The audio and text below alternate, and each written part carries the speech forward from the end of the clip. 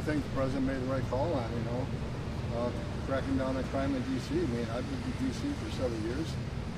I won't walk the streets without having a gun. I mean, it's just the violence and crime is terrible here. And yeah, ISIS won't play a role.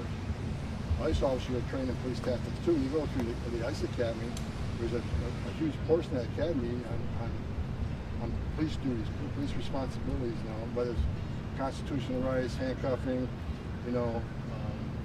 all sorts of things are outside the ICE realm that we train, cross-train in police duties, so they're well trained to help in any mission when it comes to law enforcement.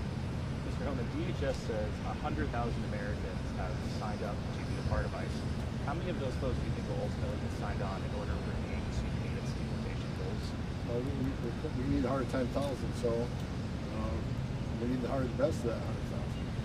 We make sure we hire quality because this is a tough job. And we got to make sure we get the right people, and that's what we're working hard to make sure we do. Anything else? And no update on any deportations here in Washington, D.C.? Any updates on any raids or deportation efforts here in D.C. while your men are out on the street here? You're going to see more deportations come out of Washington, D.C. than you've seen in the past, I guarantee that. Can you confirm how many states are working with right now to create migrant detention facilities similar to the one we see in Florida? Several being worked on, but I won't name them until we actually have an agreement on it, but there's several states that stepped up wanting to assist.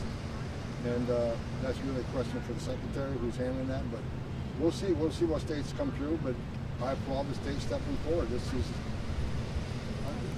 been a state issue too. What the Biden administration did the last 4 years was terrible, and releasing a lot of, millions of people in this country not properly vetted, so the states are taking interest. They care about public safety too, and I'm not saying every illegal alien is a public safety threat, but many are, and the states are taking it seriously, so I'm glad they're stepping in. Mr. Homan, at the beginning of the year, we read how Colombia didn't want to accept some deportation flights. And they were like the first example of how they changed their mind very quickly about the deportations. Are they cooperating right now, Colombia or other countries in the Western Hemisphere? Well, just about everybody's cooperating. Because they know if they don't want to take their nationals back, we'll send them to a third country.